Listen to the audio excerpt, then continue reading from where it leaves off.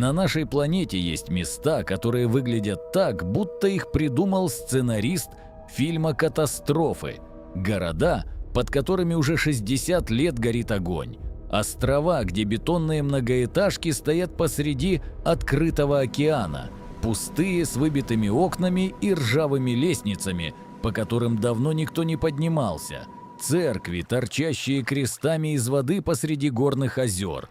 Космические корабли, гниющие в заброшенных ангарах посреди степи. Парки аттракционов, поглощенные джунглями за 1,5 десятилетия. Целые города, медленно похороненные пустыней, дом за домом, окно за окном, песчинка за песчинкой. И все это не декорации, не рендеры из видеоигр, не кадры из апокалиптических фильмов. Это реальные точки на карте. Места, которые когда-то были полны жизни, а теперь медленно возвращаются в природу. Заброшенные места – это порталы в прошлое. Они хранят шепот ушедших эпох, запах покинутых коридоров, тишину, которая звенит громче любого крика. Каждая из них рассказывает свою историю. Историю амбиций. Историю катастроф. Историю войн, ошибок, банкротств и человеческого безразличия. Сегодня мы побываем в 7 местах на планете, которые выглядят настолько нереально, что вы будете пересматривать фотографии и не верить собственным глазам. Приготовьтесь, потому что у каждого из этих мест есть своя история, и ни одна из них не заканчивается хорошо. Первое место – Сент-Рейлия, город, который горит 60 лет. Представьте маленький уютный городок где-то в штате Пенсильвания. Шахтерский поселок с населением около 2000 человек. Магазины, школа, 2 церкви, бензоколонка, бар, железнодорожная станция. Все как в сотнях других американских городков того времени, пока в мае 1962 года городской совет не принял решение, которое в итоге стерло этот город с лица земли. Перед днем поминовения нужно было привести в порядок городскую свалку. Свалка располагалась в отработанном шурфе старой угольной шахты, яма глубиной около 15 метров, доверху забитая мусором. Местные пожарные добровольцы поступили так, как делали уже не раз. Они просто подожгли мусор. Огонь горел весь день. К вечеру его залили водой. Все разошлись по домам, уверенные, что все закончилось. Но огонь не погас. Он ушел вниз. Как пожар стал бесконечным, через трещины в породе пламя добралось до угольных пластов, залегающих прямо под городом, и начало тлеть. Антрацит – высококачественный уголь, которым богата Пенсильвания, горит медленно, упорно и почти неуловимо. Без открытого пламени, без дыма, без видимых признаков. Огонь распространялся по сети заброшенных шахт, которые пронизывали землю под Сент-Рейлией, как корни огромного дерева. Первые годы никто не понимал масштаба катастрофы. Люди замечали странные мелочи, что в подвалах стало теплее, даже зимой, что из трещин в земле во дворе идет легкий порог, что снег на одних участках тает быстрее, чем на соседних, что огороды странно горячат руки, когда ты копаешь землю. Это казалось мелочью. Пока не начались настоящие признаки катастрофы. 1979 год. Горячий бензин. В 1979 году владелец местной бензоколонки вставил мерную рейку в подземный бензобак. Обычная рутинная проверка уровня топлива. Когда он вытащил рейку обратно, она была горячей. Он измерил температуру бензина – 78 градусов по Цельсию. Бензин в подземном баке нагрелся почти до точки кипения. Земля под городом буквально кипела. Но это была только первая трещина в иллюзии, что все под контролем. 1981 год – провал. В 1981 году 12-летний мальчик по имени Тодд Домбоски играл во дворе бабушки. И вдруг земля под ним просто разверзлась. Прямо у него под ногами образовался провал, узкий, шириной чуть больше метра. но глубиной 45 метров, прямо в раскаленную шахту. Тодда буквально засасывало вниз вместе с осыпающейся землей. Из глубины поднимался запах серы и удушающий жар. Его в последний момент спас старший брат, схватил за руку, удержал и вытянул на поверхность. Через несколько секунд тот был бы мертв. Этот случай попал в национальные новости и заставил всю Америку наконец обратить внимание на маленький городок в Пенсильвании, под которым давно горит ад. Город решили не спасать к началу 80-х, стало ясно. Тушить пожар уже поздно. Специалисты подсчитали, стоимость полного гашения превышала стоимость самого города примерно в 10 раз. Правительство приняло решение, которое в обычной жизни звучит как фантастика – эвакуировать жителей и снести город. Людям предложили компенсацию и переселение. Большинство согласились, дома сносили один за другим. К началу 2000-х в Сент-Рейлии осталось всего 5 человек. Те, кто отказался уезжать, кто прожил здесь всю жизнь, кто похоронен здесь своих родителей, и кто решил, что лучше остаться над тлеющим адом, чем уехать в новую квартиру где-то в стороне. Сегодня Сент-Рейлия, официально город-призрак, его стерли с дорожных карт, аннулировали почтовый индекс, снесли таблички с названием на въезде. На месте улиц, по которым когда-то ходили дети в школу, теперь стоит густой молодой лес. Деревья пробились через асфальт и за 40 лет превратились в настоящую рощу. Единственное, что напоминает о том, что здесь был город – бордюры тротуаров, торчащие из земли между стволами, ржавые пожарные гидранты посреди зарослей, каменные ступеньки, ведущие в никуда, туда, где когда-то стоял дом. Заброшенная трасса 61, главная дорога, проходившая через город, покрыта граффити, трещинами и провалами. Из некоторых трещин поднимается пар, особенно заметный зимой, когда горячий воздух из-под земли конденсируется в морозе. Туристы приезжают сюда специально, чтобы пройтись по этой дымящейся дороге и сфотографироваться на фоне табличек, предупреждающих об опасности подземного огня. А под их ногами, на глубине нескольких десятков метров, продолжает тлеть пожар, которому, по оценкам ученых, хватит угля еще примерно на 250 лет. Площадь пожара уже составляет около 160 гектаров и продолжает медленно расти. Сент-Рейлия стала прототипом города из культового хоррора Silent Hill, туманного, задымленного, мертвого, населенного только воспоминаниями. И когда вы смотрите на настоящие фотографии Сент-Рейлии, пар, поднимающийся из трещин в земле посреди леса, выросшего на месте жилых домов, становится понятно одно – реальность бывает страшнее любого фильма ужасов. Второе место – остров Хосима, бетонный линкор посреди океана в 15 километрах от Нагасаки, в Японии. Из воды торчит нечто, что издалека напоминает военный корабль. Это не корабль, это остров. Маленький клочок скалы длиной 480 метров, шириной около 160, полностью застроенный бетонными многоэтажками, стоящими так плотно друг к другу, что между ними не видно ни сантиметра земли. Японцы называют его Гункандзима – остров-линкор, потому что силуэт этого места действительно напоминает боевой крейсер посреди моря. Город, выросший на угле в 1810 году, здесь нашли уголь. И за следующие 100 лет крошечный остров превратился в один из самых плотно населенных клочков суши на планете. На территории площадью около 6,5 гектара, это меньше 10 футбольных полей, жили более 5000 человек. Плотность населения достигала 84 тысяч человек на квадратный километр. Это в несколько раз выше, чем сегодня в самом плотном районе Токио. Чтобы вместить всех, компания Mitsubishi строила многоэтажные жилые корпуса. буквально ставя их друг на друга, как блоки конструктора. На острове были школы, детские сады, больница, магазины, кинотеатр, баня, даже бордель.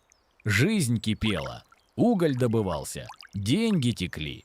Хасима была символом японского экономического чуда. Крошечный, плотный, эффективный, как сам Токио в миниатюре. Конец эпохи. Но в 60-х годах Япония начала переходить с угля на нефть. Шахта стала нерентабельной. Одна за другой семьи покидали остров, закрывались школы, пустели коридоры, замолкала больница. В 1974 году последний житель собрал вещи, запер дверь своей квартиры, спустился по лестнице, сел в лодку и уплыл на материк. С тех пор Хасима стоит пустой. Бетонный памятник индустриальной эпохи посреди океана. Что с ним стало, здания медленно разрушаются от морской соли, влажного ветра и ежегодных тайфунов, обрушивающихся на маленький остров с океанской мощью. Бетонные стены покрыты глубокими трещинами, из которых сочится ржавая вода. Окна давно выбиты, ветер гуляет по пустым коридорам. Лестницы проржавели настолько, что ступать на них опасно для жизни. Они могут обрушиться в любой момент. Но самое тревожное – внутри. В квартирах осталась мебель, посуда на полках, детские игрушки, школьные учебники, семейные фотографии. Как будто жители вышли на минуту и больше не вернулись. В одной из квартир на стене до сих пор висит календарь, остановившийся на апреле 1974 года. В другой – детский рисунок, прикрепленный к стене ржавой булавкой. Эти маленькие детали делают Хасиму не просто заброшенным местом, они делают ее застывшим моментом чьей-то жизни. Природа забирает обратно природа, аккуратно забирает остров себе. Из трещин в бетоне пробиваются деревья, мхи и плющ покрывают стены зеленым ковром. Морские птицы гнездятся в пустых комнатах, и их крики эхом разносятся по безлюдным коридорам. В 2009 году часть острова открыли для туристов. Построили специальную дорожку вдоль береговой линии, с которой можно безопасно осмотреть разрушающиеся здания. Но большая часть Хасимы по-прежнему закрыта. Строения находятся в аварийном состоянии и могут обрушиться в любой момент. В 2015 году остров включили в список объектов всемирного наследия ЮНЕСКО как памятник промышленной революции Японии. Хасима стала символом того, как быстро природа забирает обратно все, что человек у нее отобрал, и как странно выглядит обычная городская многоэтажка, стоящая посреди открытого океана, без единого жителя, без единого окна, без единого звука, кроме ветра. Если Сентралия – это история города, который убил огонь, а Хасима – история места, которое убила экономика, то следующие места – это история о том, как человек уходит, а мир, который он построил, остается и начинает жить уже без него. Третье место – затопленная церковь на озере Маврово, Северная Македония. Посреди горного озера, окруженного поросшими лесом Балканскими хребтами, из воды торчит одинокая колокольня. Ее каменные стены покрыты темно-зеленым мхом. Крест на вершине проржавел и слегка покосился, как будто устал стоять. А ниже ватерлинии, в мутноватой зеленоватой воде, скрываются стены, алтарь и деревянные скамьи, на которых когда-то сидели прихожане. Когда видишь это место впервые, кажется, что перед тобой коллаж. Невозможно поверить, что посреди настоящего горного озера стоит настоящая каменная церковь. Но она настоящая. История церковь Святого Николая была построена в 1850 году в маленьком македонском поселке, расположенном в горной долине. На протяжении более 100 лет она была центром общины. Здесь крестили детей, здесь венчали молодоженов, здесь отпевали стариков, здесь собирались по большим праздникам и в дни горя. Каждое воскресенье звонил ее колокол, и этот звон разносился по всей долине, эхом отражаясь от гор. Здесь существовал маленький, тихий, веками отлаженный мир, пока в середине 20 века его не решили утопить. Решение, которое утопило долину, в середине 20 века правительство Югославии решило построить гидроэлектростанцию и создать искусственное водохранилище для обеспечения региона водой и электричеством. Для этого нужно было затопить целую долину со всеми деревнями, домами, кладбищами и церквями. Жителей переселили в новый поселок, специально построенный для них на берегу будущего озера. Их дома разрушили, деревья вырубили, поля и сады срыли, но церковь сносить не стали. То ли потому, что ее каменные стены оказались слишком толстыми и крепкими, то ли из уважения к святыне, то ли просто потому, что бюджет закончился раньше, чем дошли руки, и вода медленно поглотила ее. Год за годом уровень озера поднимался. Сначала затопило фундамент, потом стены, потом окна, пока над поверхностью не осталась только колокольня, каменный палец, торчащий из воды и указывающий в небо. Сегодня, в зависимости от уровня воды, который меняется от сезона к сезону и от года к году, церковь видна то больше, то меньше. В засушливые годы она почти полностью обнажается, вода отступает, и можно войти внутрь, пройтись по мокрому каменному полу, прикоснуться к стенам, покрытым осадком, увидеть остатки фресок, выцветших от воды и времени. Некоторые паломники специально приезжают именно в такие годы, чтобы помолиться в храме, который однажды утопили. В дождливые годы, когда озеро наполняется до краев, над водой остается только крест на колокольне. Молчаливый знак того, что внизу, под темной зеленоватой водой, покоится целая жизнь, целая община, целый мир, который однажды решили обменять на электричество. 4 место – космические шаттлы «Буран» на Байконуре, в заброшенных ангарах казахстанской степи. Посреди космодрома Байконур стоят 2 космических корабля. Они так и не увидели космос. Это шаттлы программы «Энергия Буран». Советский ответ американским Space Shuttle. Программа стартовала в конце 1970-х и стала одним из самых амбициозных и дорогих проектов в истории советской космонавтики. Полет, которого больше не повторили, единственный полет «Бурана», состоялся 15 ноября 1988 года. Беспилотный, полностью автоматический, продолжительностью 205 минут. Корабль дважды обогнул Землю и приземлился на космодроме с отклонением от осевой линии посадочной полосы всего в 3 метра. Это было технологическое чудо. Ни один космический аппарат в мире до этого не совершал полностью автоматической посадки из космоса. Это была вершина инженерной мысли своей эпохи. Но история не любит вершин. Конец программы «Советский Союз» рушился. Финансирование было прекращено. Программу закрыли в 1993 году, потратив на нее, по разным оценкам, от 14 до 20 миллиардов рублей. Астрономическая сумма для того времени. Шаттлы остались в монтажно-испытательных корпусах, там, где они стояли в процессе подготовки к полетам, которые так и не состоялись. Двери закрыли, свет погас, финансирование исчезло, а корабли остались. Самая горькая смерть в истории космонавтики с тех пор – они медленно разрушались. Тот самый «Буран», который летал в космос, единственный совершивший тот блестящий автоматический полет, погиб в 2002 году. В тот год обрушилась крыша ангара, в котором он хранился. Рухнувшие бетонные плиты раздавили корабль. Под ними погибли 8 рабочих, ремонтировавших кровлю. Космический корабль, переживший перегрузки входа в атмосферу и температуры в несколько тысяч градусов, был уничтожен не космосом, а обрушившейся крышей собственного ангара. Это, пожалуй, самая горькая ирония во всей истории советской космонавтики.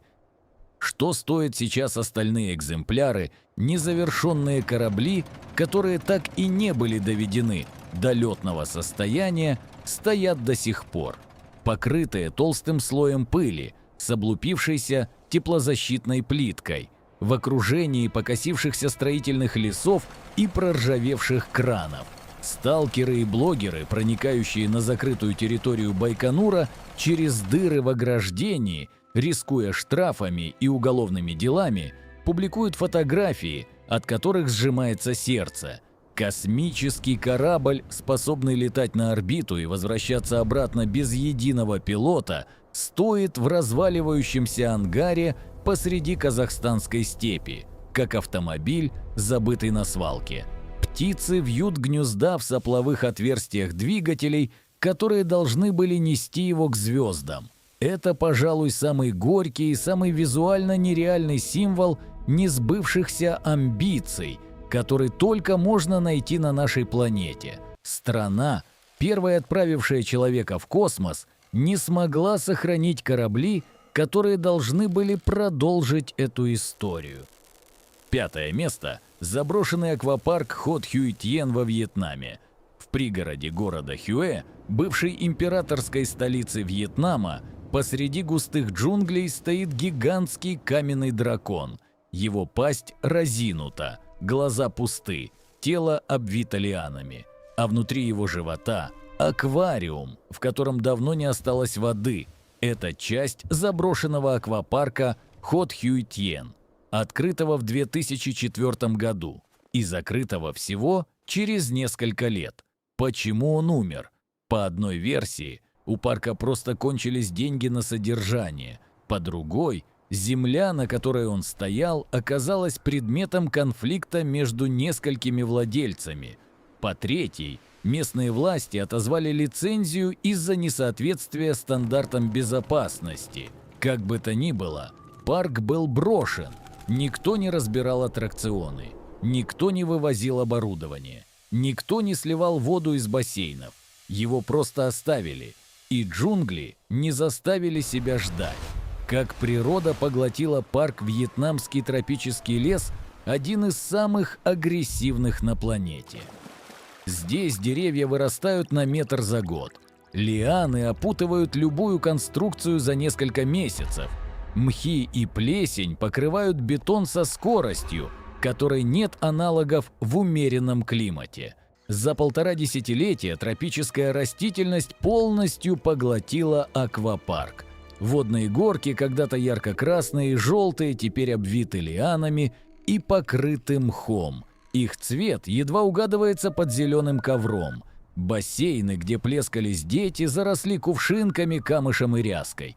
Превратились в маленькие тропические болота. В стоячей воде живут лягушки, комары и водные змеи.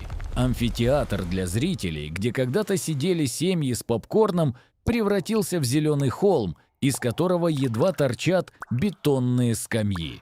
А посреди всего этого гигантский дракон. Трехэтажная бетонная скульптура с разинутой пастью, с пустыми глазами, с телом, оплетенным лианами. Он стоит как последний страж покинутого мира. Что чувствуют те, кто туда добирается, туристы, добирающиеся до этого места через джунгли, иногда нелегально, потому что официально территория закрыта, описывают его одинаково. Это место выглядит так, будто цивилизация и природа однажды столкнулись лицом к лицу. И природа победила. Без боя, без шума, просто временем. 6 место. Церковь призраков в Луково, Чехия. В маленькой чешской деревне Луково, затерянной среди холмов Судет, стоит готическая церковь Святого Георгия, построенная в XIV веке. На протяжении почти 600 лет она была центром духовной жизни деревни. Здесь крестили детей, венчали молодоженов, отпевали стариков. По воскресеньям сюда собиралась вся община. Здесь звонил колокол, отмечая часы, праздники и беды. Но в 60-х годах XX века во время одной из похоронных церемоний часть крыши внезапно обрушилась. Никто не пострадал, но местные жители восприняли это как знак. Церковь проклята, идти туда нельзя, и перестали ходить.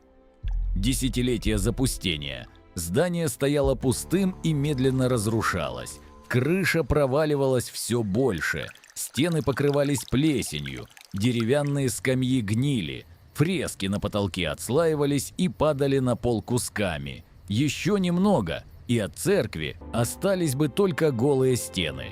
Но в 2012 году чешский скульптор и студент-художник Якуб Хадрава приехал в Лукову и решил дать церкви вторую жизнь самым жутким способом, какой только можно придумать. Призраки на скамьях, он заполнил ее скульптурами призраков.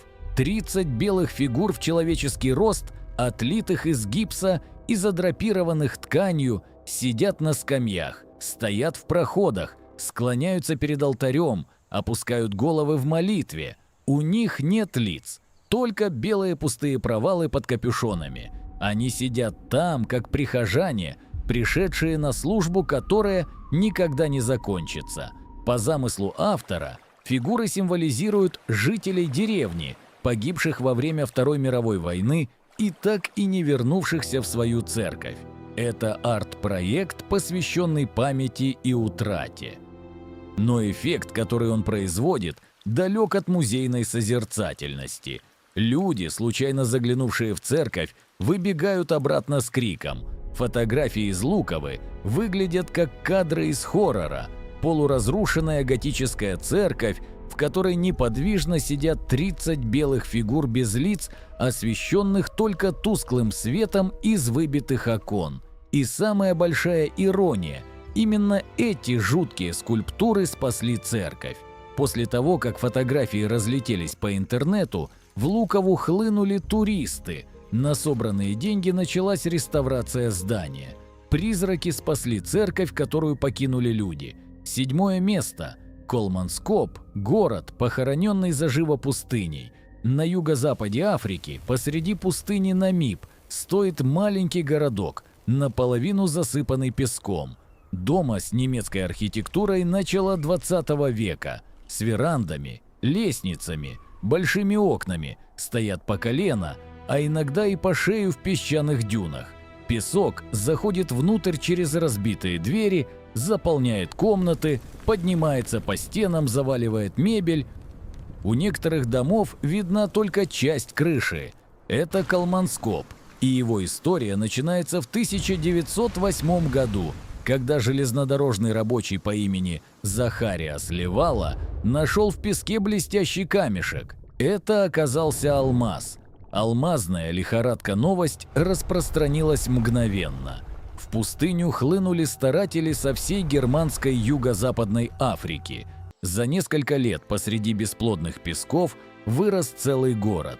Больница, школа, казино, бассейн, театр, фабрика по производству льда, рентгеновский кабинет, в котором проверяли рабочих, чтобы они не глотали найденные алмазы. В лучшие годы здесь жили несколько сотен семей. Немецкие колонисты жили на широкую ногу, пили привозное шампанское, играли в кегельбан, выписывали из Европы мебель красного дерева. У них был первый рентген в южном полушарии. У них был трамвай. У них была собственная электростанция. Посреди пустыни, где температура днем переваливала за 50 градусов, они построили кусочек Германии и жили в нем так, как будто за стеной не было 1000 километров раскаленного песка. Конец сказки. Но алмазы закончились быстрее, чем ожидалось. Более крупные месторождения нашли южнее, ближе к устью Оранжевой реки. Жители начали переезжать. К 30-м годам жила окончательно иссякла. К 50-м город был полностью покинут, и пустыня двинулась в наступление. Как пустыня хоронит дом Намибийская пустыня, одна из самых ветреных на планете. Постоянные ветры несут тонны песка через бывшие улицы. Каждый день он засыпает дворы, заполняет дома, хоронит сады. Он вползает через открытые двери, поднимается по стенам, заполняет комнаты от пола до потолка. Процесс занял десятилетия, но был неумолим, как приливная волна, только из песка и растянутая на полвека. Сегодня Калманскап – это музей под открытым небом, куда можно попасть с экскурсией из ближайшего городка Людерец. Алмазная компания De Beers отреставрировала несколько зданий в 90-х годах, но большинство домов оставили в том состоянии, в котором их оставила пустыня. И это состояние описывается одним словом – поглощение.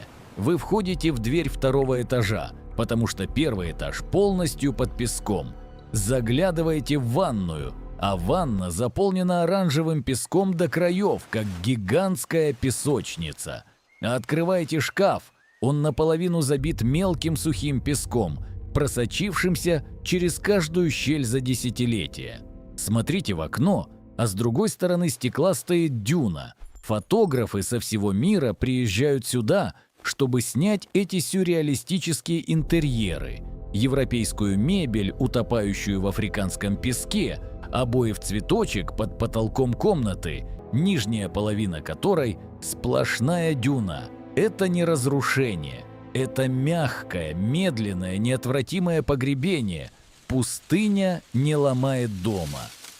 Она хоронит их заживо, песчинка за песчинкой, слой за слоем, год за годом, пока от здания не остается только фрагмент крыши, торчащий из песка, как надгробие. Что объединяет эти 7 мест Сентрейля, город, под которым 60 лет горит огонь?